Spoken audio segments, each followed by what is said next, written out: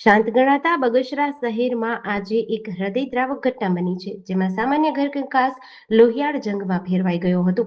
Marketing yard પાછળના વિસ્તારમાં રસોઈ બનાવવા જેવી નજીવી બાબતે થયેલા ઝઘડામાં એક નશાખોર પતિએ આવેશમાં આવી પોતાની પત્નીની ત્રિકમના ઘા ઝીકી નિર્મમ હત્યા કરી નાખતા અરેરાટી વ્યાપી ગઈ હતી.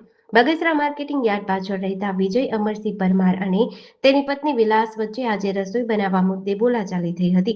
દારૂની લતે ચડેલો વિજય અવારનવાર પત્ની સાથે ઝઘડો કરતો હતો, પરંતુ આજે આ ઝઘડાએ રૌદ્ર સ્વરૂપ ધારણ કર્યું હતું. નશામાં ભાન ભૂલેલા વિજયે ઘરમાં પડેલી ત્રિકમ ઉઠાવી પત્ની વિલાસ પર એક પછી એક 4 થી 5 ઘા ઝીક્યા હતા. ગંભીર ઇજાઓના કારણે વિલાસનું ઘટના સ્થળે જ મોત નીપજ્યું હતું.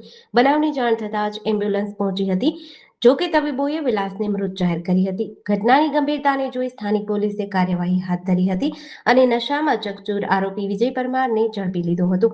સ્થાનિકોના જણાવ્યા મુજબ આ વિસ્તારમાં બેફામ દારૂનું વેચાણ થાય છે, જેના કારણે અનેક પરિવારો બરબાદ થઈ રહ્યા છે. લોકોએ આક્ષેપ કર્યો છે કે જો દારૂબંધીનું કડક પાલન થયું હોત તો આજે એક નિર્દોષ મહિલાનો જીવ બચી ગયો હોત. આરોપી વિજય પરમાર ગુનાહિત માનસિકતા ધરાવતો હોવાનું સામે આવ્યું છે. તેને વર્ષોથી દારૂ પીવાની કુટેવ છે અને અગાઉ પણ મારામારીના અનેક કિસ્સાઓમાં તેનું નામ નોંધાયેલું છે.